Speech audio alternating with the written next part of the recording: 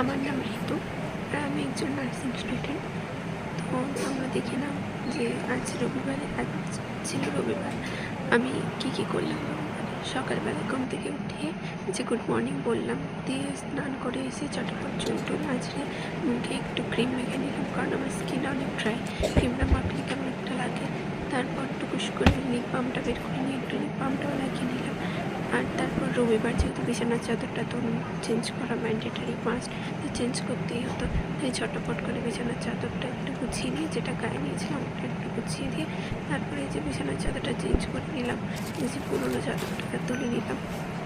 এই যে আমার ফাইনাল লুক চাদরটা বিছানোর পর। তোমরা জানিও কেমন লাগলো। তারপর যেহেতু রবিবার ছিল তো পরোটা আর ঘুগনি খেয়ে একটু বসে গেলাম পড়তে।